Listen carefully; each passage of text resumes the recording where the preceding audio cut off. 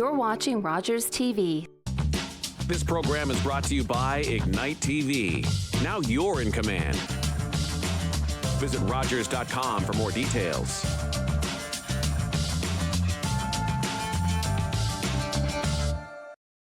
Melissa. Sarah. What are we reading today? We're reading Fates and Furies by Lauren Groff.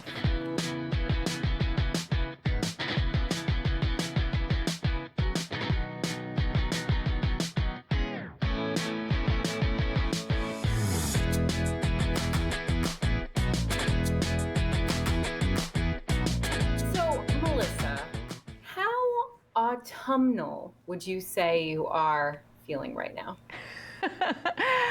How autumnal am I feeling? I would say on like a scale of, on a scale of cozy sweater to pumpkin spice latte, I'm like a cinnamon bun candle, maybe. Like if that's the rating scale. I mean, obviously pumpkin spice latte is like the pinnacle of autumnal, so that's got to be at the peak of this measurement scale. Are you into the pumpkin spice latte? Does that do anything for you? You know, I've resisted it over the years because I feel like there's kind of an association that I have with someone who's really into pumpkin spice everything. But I can't deny when the season comes about, I will definitely enjoy myself. Maybe not a pumpkin spice latte, but definitely like a pumpkin coffee with cream and sugar and I dabble in the pumpkin spice. It's everywhere. And actually, I remember very distinctly, like when we lived in the US, that like come Labor Day, there was just pumpkin spice everything everywhere.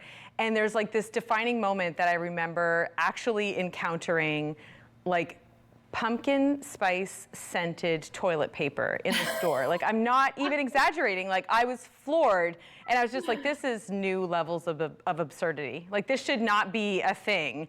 Like I feel like if we could get pumpkin spice into the vaccines, we'd see like the anti-vaxxers would just be like, okay, you win. Like a little measles, mumps, rubella with a dash of, cinnamon, some COVID vaccine with a hint of cardamom. Like I really feel like infectious diseases would go down.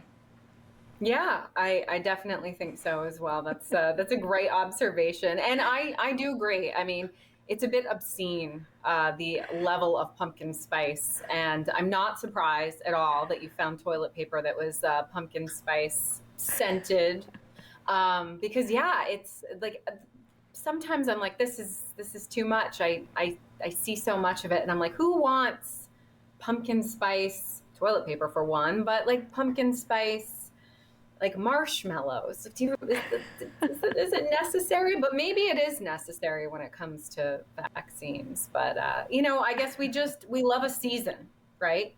We love to really fully kind of plunge ourselves into the next season and immerse ourselves in any way possible. And, I think fall for a lot of people and, fall foliage and, kind of getting out your warm and fuzzy sweaters and dressing in browns and oranges and reds, like, there's a whole thing. And I also think when it comes to reading, which of course, that's what we're here to discuss.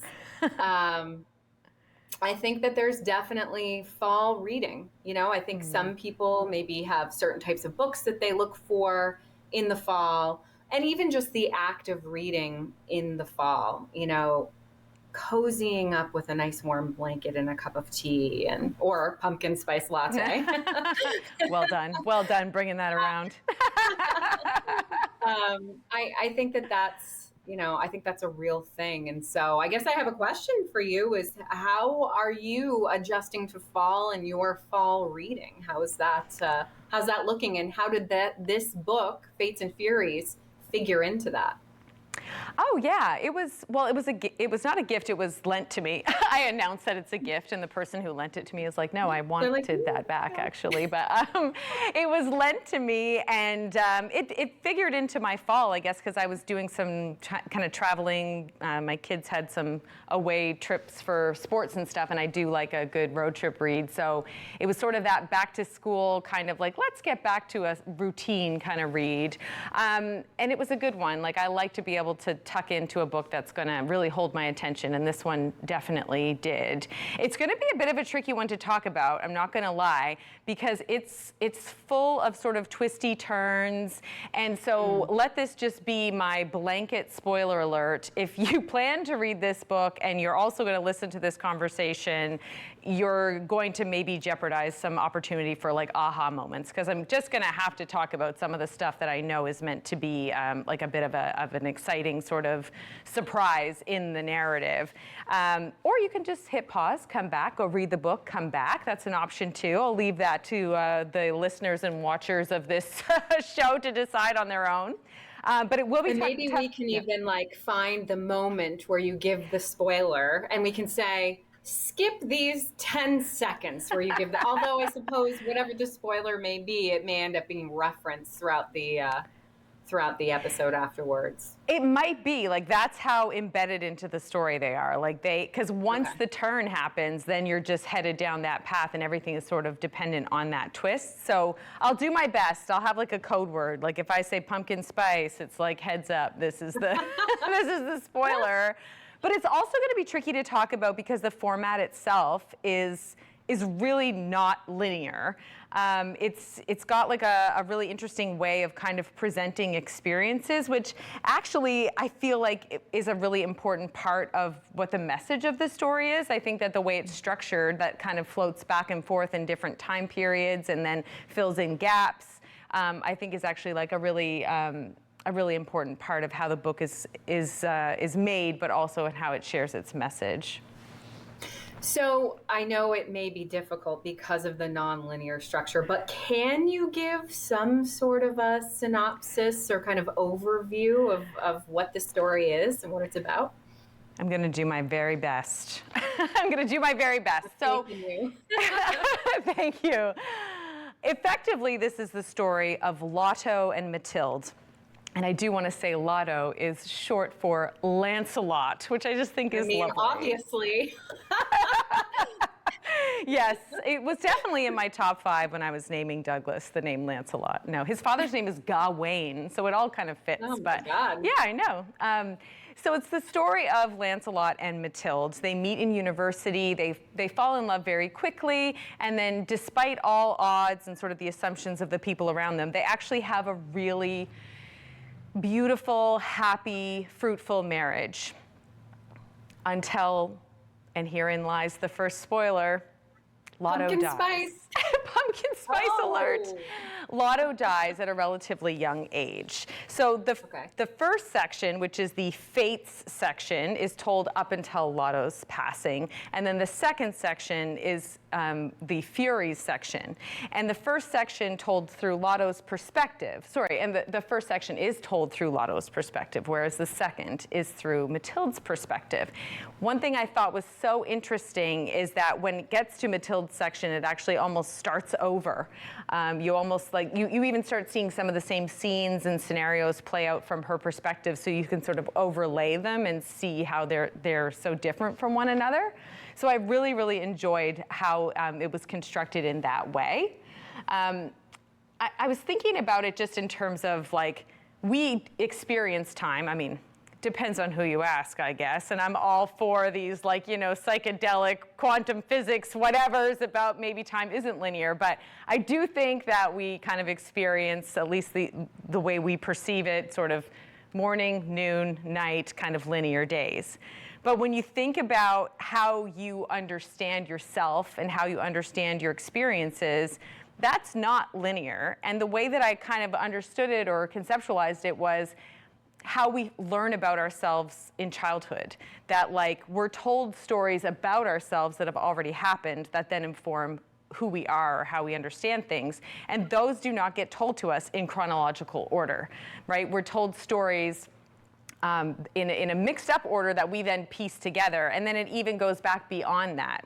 We hear stories about who our parents were and what experiences they had and how that informed their parenting of us. And all of this comes together to kind of determine or at least influence how we see a specific moment.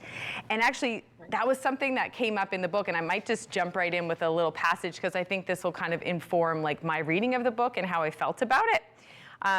So I'm going to read a little section right off the hop here. And I do want to point out two things before I read it. So one is it's kind of negative, but that's also probably telltale of like what Mathilde's experience is. So you'll feel the kind of negativity in the passage. And the second part is the key word in this whole thing is the word conical. Conical. I did have to click on the Google speaker to figure out exactly how to pronounce that. It's like the adjective like related to the word cone. So it's not conical, it's conical. So if you picture a cone. Okay, so here it is. It occurred to her, and her being Mathilde, it occurred to her then that life was conical in shape, the past broadening beyond the sharp point of the lived moment.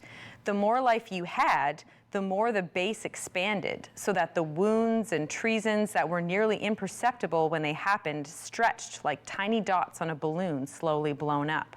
A speck on the slender child grows into a gross deformity in the adult, inescapable, ragged at the edges.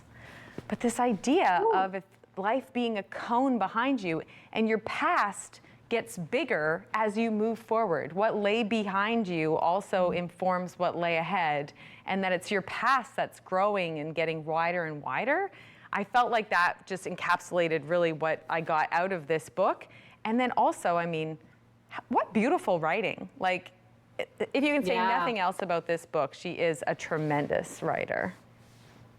Well, and, you know, in preparation for this, I did, you know, kind of look at a few reviews just to kind of get an overview of what the book was about. And so that is one thing that certainly rang true in some of the reviews that I looked at, was this sense that this is a really powerfully written book and a well-written book. And I'm interested as we get a little bit further into this discussion to hear, you know, what your overall review is, because it definitely seemed to be a little bit on the mixed side from what I saw, but maybe that doesn't match with your experience, but it'll be interesting. And I really do like that idea of, the conical shape and how it's describing, what kind of gets, like blown up or magnified bigger, you know. And certainly I feel like there's so much talk now about like childhood trauma and how it surfaces in adulthood. And maybe I'm like looking at that because I'm the mother of a small child and I'm thinking about all the things that I'm doing that will someday be causing him like adult trauma. Like I shouldn't be laughing. I'm like, yes, exactly, and cackling. No, you're doing a great job. You got this, Mama. Yeah. Mm-hmm.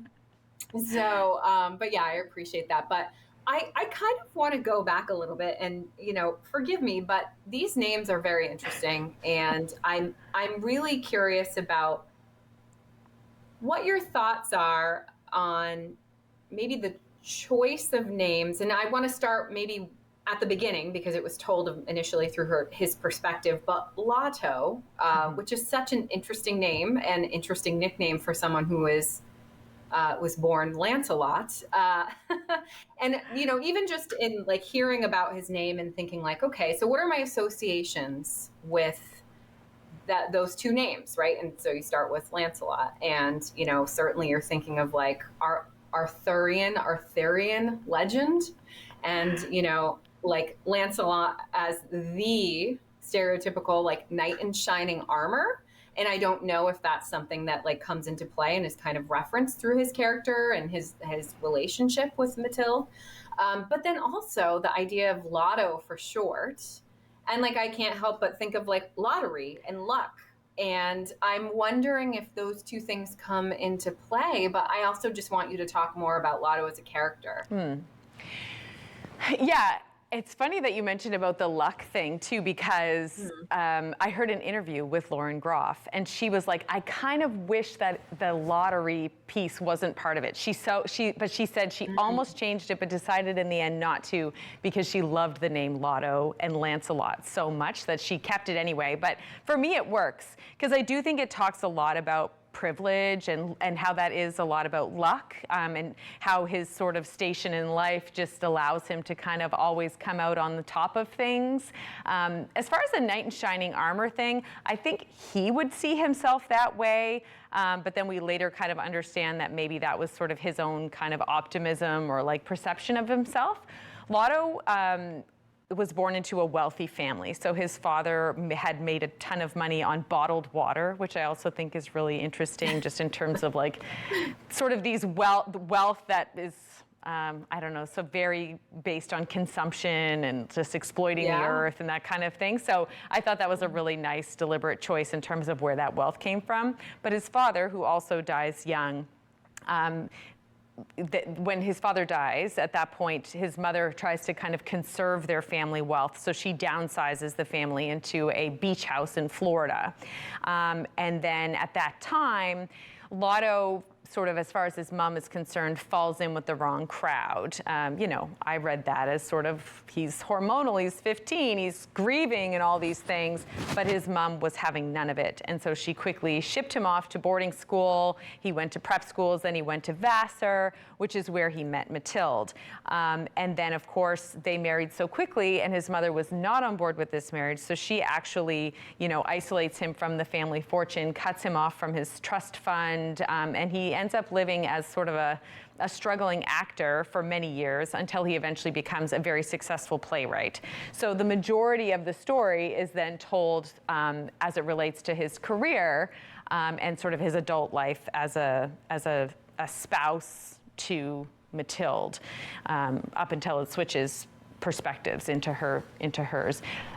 There is a little passage. It's interesting because this is actually from her perspective, but I think it is a really nice way to explain him, like kind of in a nutshell. So he's asleep and she's looking at him and describing him. She says, Lotto's fists were balled up beneath his chin, and even in sleep, absent that waking wit, he was plain. The scarred skin on the cheeks, the hair still thick and swirling around his ears, the lashes, that carved jaw. She had never in her life met such an innocent. In nearly everyone who had ever lived, there was at least one small splinter of evil. There was none in him. She knew it when she saw him up on that windowsill the night before, the lightning shocking the world behind him. His eagerness, his deep kindness, these were the benefits of his privilege. This peaceful sleep of being born male and rich and white and American, and at this prosperous time when the wars that were happening were far from home. This boy told from the first moment he was born that he could do what he wanted. All he needed was to try, mess up over and over, and everyone would wait until he got it right. So it's almost like his mom called him Lancelot because she was going to make sure that he became whatever he wanted to be, whether that was a knight in shining armor or whatever it was. He was going to be different. He was going to be more powerful. But just that innocence, that naivete, sort of like wrapped up in charisma, I think it really does show his character. Like he's a big, loyal puppy dog. He's a golden retriever. You know, that's who he is. And does he rescue her? Not really. He certainly doesn't do her any harm. She loves him and he helps her out in ways that even he's not aware. But I think it's as much this idea of his mom knowing that he'll get what he wants or he'll go far because she's going to name him as such, and the circumstances that surround his existence are going to make him successful in some way or another. That's really interesting. And I don't know if this is a stretch, but I can't help, I don't know, you watched 30 Rock, didn't you? Oh, yeah. I feel like you must have. Yeah, so there's an episode where Jon Hamm guest stars, and he goes out on a date, or maybe multiple dates, with Liz Lemon, Tina Fey's character, and he is gorgeous because he's Jon Hamm. I mean, come on.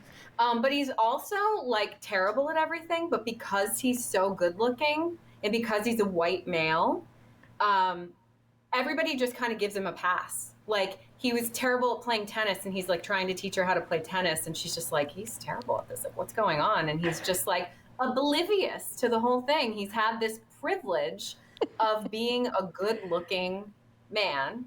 And so therefore, like, within access of a certain amount of like just given power. And I don't know, for some reason, like as you were reading that and as you were describing him, I'm like, oh my God, I'm picturing him as John Hamm in 30 Rock. I totally remember that episode. And they go to a restaurant and he orders off the menu and she's like, they're never going to let you order off the menu. And they were like, right away, sir. Like everyone was just bending over backwards for him.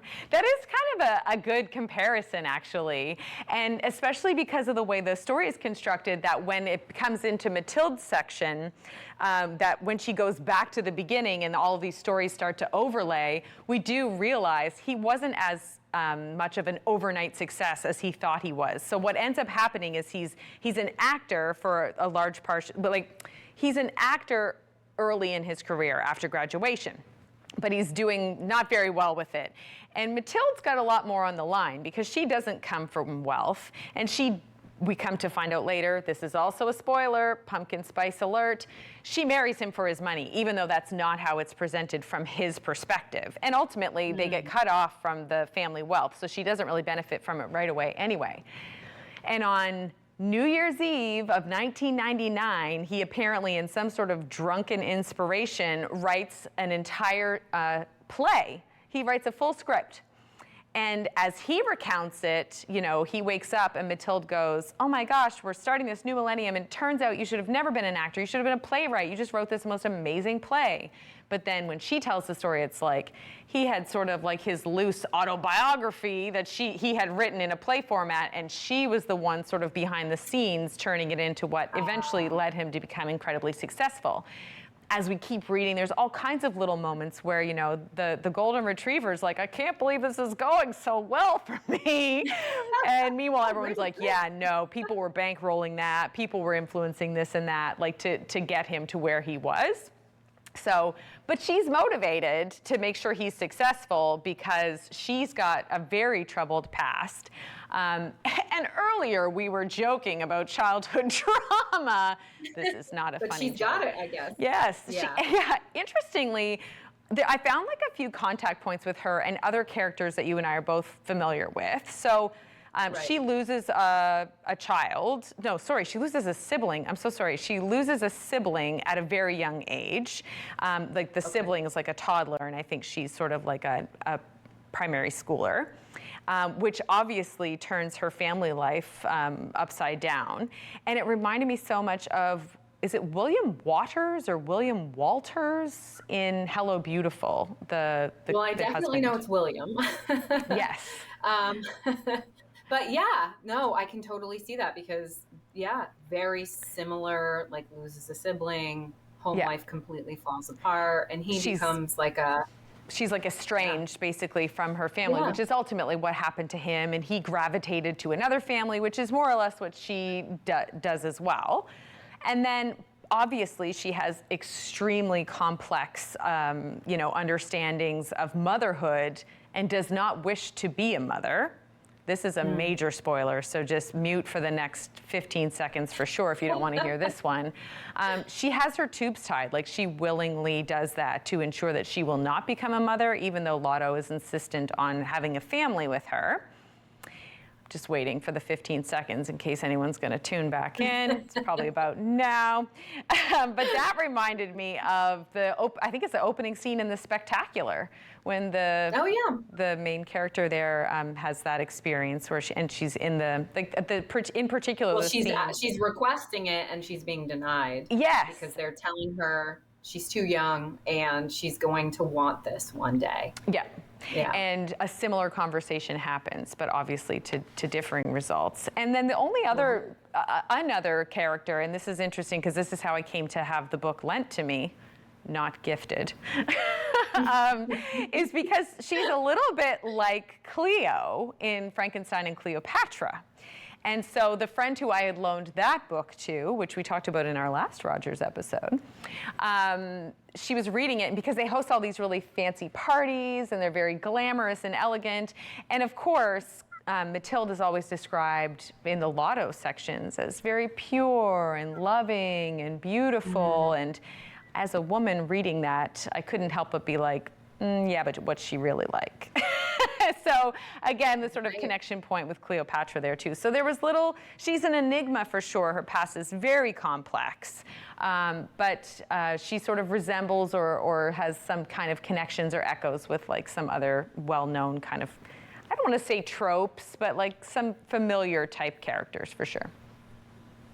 Well, and I feel like this kind of a story, like the story that's told from differing perspectives, two people in a relationship, is one that we end up seeing, commonly. And I can't help but think of Gillian Flynn's Gone Girl, for example, like that. I mean, I feel like that's like in modern storytelling, one of the most, which I'm not sure if you read that or not, but no, and it was huge, zeitgeisty, book in the mid-aughts or whatever. But that definitely was a couple, and you see the two people's perspectives and the fact that they're both hiding things from each other, or they don't realize who the other person really is, and that certainly is a very dark story. But so I can see how you would find parallels between certain characters or elements of these characters' lives in other books that you've read. So no, I think it sounds like a pretty interesting read, and you enjoyed the fact that it was nonlinear. Like, did it feel like a little bit of a puzzle that you were kind of putting together slowly as the book went on? That's an interesting way of putting it. I don't know that I felt like it was a puzzle, but I did definitely feel it kind of like coming together. Like, one of the words when I was even kind of thinking about like, how was I going to talk about this book? How was I going to describe it? And one of the words I kept coming back to was full. Like, it felt like a full book. It didn't feel like overwhelming. It felt full. Like, there were never passages where I was like, what is the point to this? Like, why this should be cut? Like, everything really felt like it had its place. And it was just so artfully and poetically constructed that it never felt jarring. It felt like it flowed nicely to tell the story that it set out to tell. I listened to some of her like descriptions of her writing practice though too, and it sounds like, again, I'm not a writer, so I really can't like comment on it, but like according to her own account, she'll like basically write the book and then scrap it. Like, it's like she has to put together a rough draft, start to finish, like everything in between, and then she destroys that version of it, that draft, so that she's not bound to it when she recreates it for her second draft, and that's the one that she'll go by. That like the first attempt is just about creating that skeleton. And when I heard that, I was like, that kind of makes sense, because like it was just the bones of the book were so solid. And it was fun too, because not only was the reading, like, turning the page was that is a linear practice, but that what I found wasn't linear, that my physical process of reading was not linear, because inevitably when I would read a scene that I knew I had seen before, I'd be like flicking back to try to find it so I could read it again. And it was just full of like Easter eggs, because if I hadn't gone back and looked, I wouldn't have realized, like, oh, I can't believe that phrasing was so referencing what would come later. So it was really like, it was kind of disjointed in the sense that I would flick back and flick forward. And it was like impossible to find the sections because it's not linear. So I'd be more like going by, like, where was I reading that? Was that when I was in the car? Was that when I was on the deck? Like, I'd have to go in like my own reading sitting to figure out how to actually find it, because the book was like so out of order in terms of how it was put together. I mean, it sounds like an exciting read, like just an exciting act of reading. And I love having to flip back and reference something that happened before, that I read before, just to kind of like these little aha moments of like, oh yeah, oh, that's different. Or yeah. And wow, I like just thinking about the way that she structures and writes books. Like, I feel like that's I can totally understand that it would be a way to kind of make a strong story, but at the same time, like the idea of like writing a whole first like draft and then trashing it Like, sounds a little painful to me.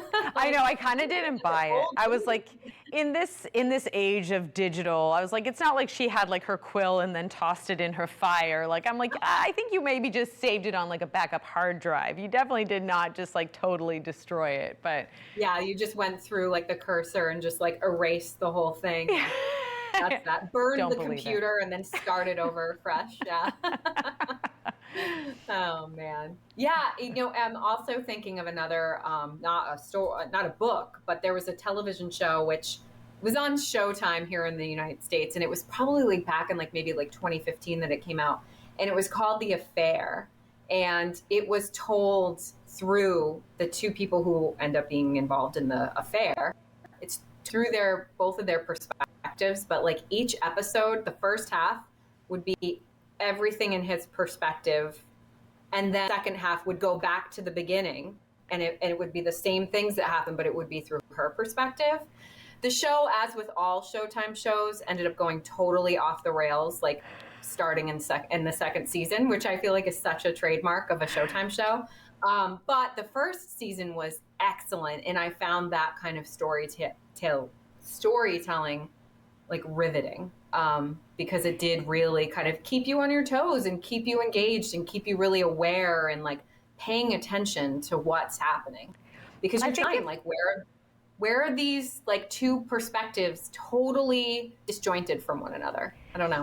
And I think that if I had known that it was going to shift perspectives in the way that it did, I might have maybe read certain things a little bit more closely. And I feel like I'm such a one-trick pony when it comes to like any kind of like references. Like I have such a limited bank that I can draw on, because but so when you referenced 30 Rock, and I was like, I know this one, I truly do.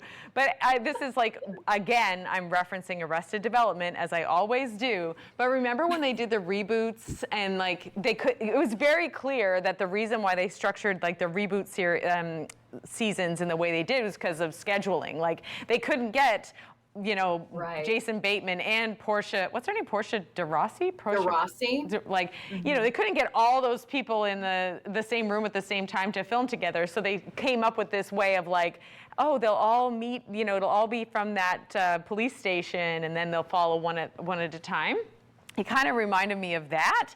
But the other part of this book that reminded me of Arrested Development was, again, this very beautiful poetic writing style, that she would insert these square bracket portions in the texts. So it was almost like I was calling it a sub-narrator, but what I really meant was it reminded me of a voiceover. So like when you're watching Arrested Development, and then like something will happen, and then his voice chimes in, and he's like, actually, it was such and such. I think I have like an example. Yes. Okay, I hope this like can come through, like in reading it.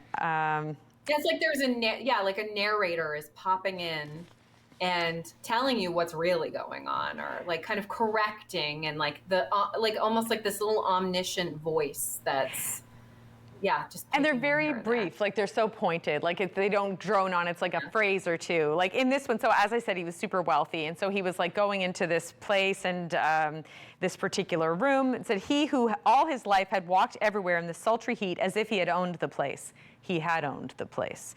Felt his shoulders pressed to his ears as he scuttled over the cold, hard ground. So it's just like these little quips.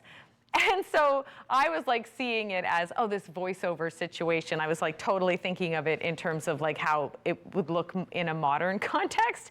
And then apparently this is a trope in Greek mythology, not a trope, I don't know, a writing strategy, I don't know what the right word would be, in Greek mythology. She's meant to reference the chorus there. And I was like, I really missed that.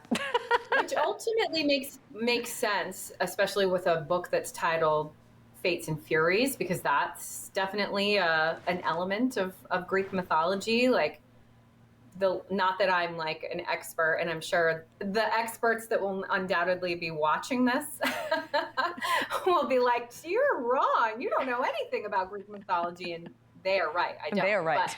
But I know the concept of like the fates is like the three women, maybe sisters again, and like the idea that they all have a role, and it's like having to do with like literally like fate, like you are fated to live a certain life, and like it's all done through like a loom. So one is like, I guess, weaving some sort of a thread, weaving a thread, and the other one is measuring the thread, and the third one cuts the thread, and that's supposed to be your life, right? That's like the three element. Those are the fates, and then there's a whole thing about this in there. See, this is good. Okay, keep going. Sorry, that is like very explicitly referenced in the book. Okay, keep going. Sorry.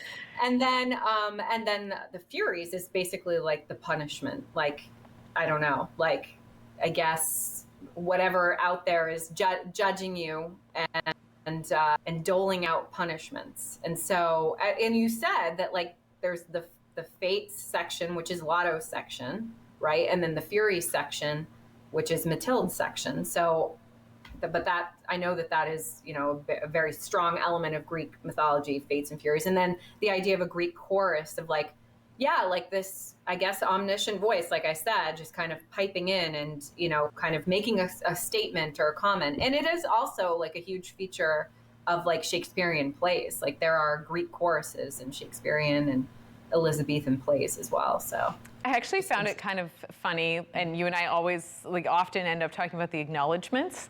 And at one point she's like, and I'd like to thank William Shakespeare for influencing my writing style. I was like, oh yeah, just William Shakespeare. Like, it just seemed like a really funny reference in the acknowledgments. Yeah, and I'm sure he's up there somewhere and saying like, you're welcome. Finally, someone acknowledging me and my prowess.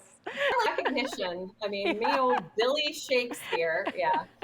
Well, and Lotto is a playwright too, and I think he sort of like sees himself in this kind of way. So, anyway. And I'm wondering too, like the idea of like this is like that maybe ultimately the whole thing is like a meta commentary, right? So he's an actor and he's also a playwright. And even some of these elements that she's bringing in from the theater, but then also like the performance, like that the performance within this relationship, that they were both playing roles at certain points. Maybe, I don't know. Oh yeah, I think for sure. And I mean, again, spoiler, like obviously Mathilde was not born Mathilde. She does absolutely take on an entire new like. Persona. Again, she John Hamm, she John Drapers herself, if you will, sort of. Well, no, that's not a really good comparison, to be fair. But in any case, like she's definitely performing something. Yeah, there's versions of her that Lotto doesn't know, and she sort of vows at certain points that he never will know. But so there's definitely a connection point to performance there, for sure. Well, Melissa, I mean, this sounds like a fascinating book, and I think it might be time for me to ask you the question that we always ask on this podcast, which is, drum roll, please. Maybe we'll get a little sound effect put in there instead of me just gurgling. Sorry, go ahead. Yes. You did really great drum. I really appreciated it, for one. But Melissa, would you say that the Fates and Furies by Lauren Groff is a could read, a should read, or a must read?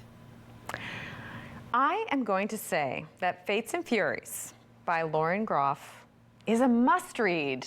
And I'm so happy to give it a must read. It was really good. You don't get a ton of must reads. I feel like, those are precious to you. So absolutely. I appreciate that. I do not dole out the must read with any careless abandon. It is a must read because even as we're talking about it right now, I'm finding more things that I love about it. Like, it's inspiring me to go back and find some more passages. Like when you talked about the threads, and I was like, oh my gosh, this book is all the more brilliant than I was even thinking it was. I really enjoyed considering the book after I finished reading it and reading the reviews and thinking about what I was going to say in this conversation.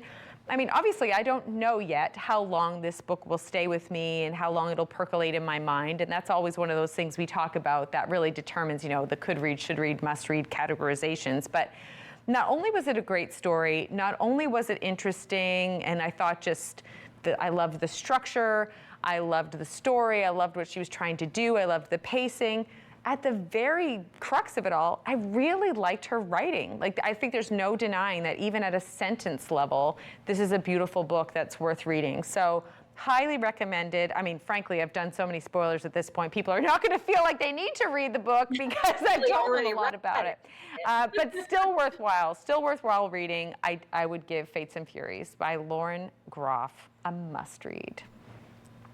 Well, excellent, Melissa. And maybe you'll read other books of hers too. Maybe they'll end up popping onto this podcast at some point as well. Because I do know people referenced the first book that she read, which did I write it down? Do I know what the title is? No, but I think it's about Arcadia. how well written and how excellent of a book that was, and that's what prompted them to read Fates and Furies. So, yeah, maybe that'll be she'll be an author that comes in here more than once. I feel like I'm a little bit like late to the game with this one. I think that it must have been like wildly popular in 2015-ish, and it never came across my radar at that point.